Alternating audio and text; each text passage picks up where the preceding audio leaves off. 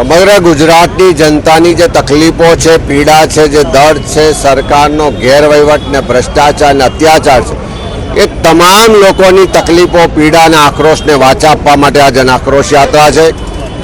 ગઈકાલે ધરણીધરથી શરૂઆત કરી, આજે બીજો દિવસ છે.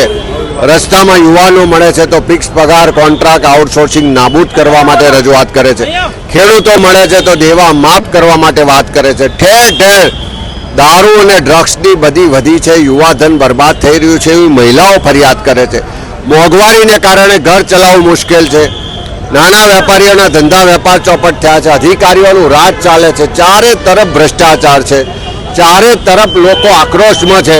આ આક્રોશને વાચા આપવા માટે, લોકોના હક અધિકારની લડવા માટે આ યાત્રા લઈને નીકળ્યા છે ને લોકોનું અભૂતપૂર્વ સમર્થન થઈ રહ્યું છે. અને જે રીતે લોકોનો આક્રોશ છે એ જોતા હું ચોક્કસ કહીશ કે આ પરિવર્તનનો શંખનાદ. વિકાસના નામે ખાલી વાતો થાય છે, જાહેરાતો થાય છે, ઉત્સવોને તાયફા થાય છે. બિહારમાં પણ મહિલાઓના મત લેવા માટે એમના ખાતામાં 10,000 રૂપિયા નાખ્યા. અહીં ગુજરાતમાં 30 વર્ષથી સરકાર છે, પણ અહીંની ગૃહિણીઓને મોંઘવારીમાંથી રાહત નથી મળતી. બહેન દીકરીઓ પર અત્યાચાર થાય છે, બળાત્કાર થાય છે. આજે ગુજરાતના યુવાનોને કાયમી રોજગાર નથી મળતો. ગુજરાતનો ખેડૂત આત્મહત્યા કરી રહ્યો.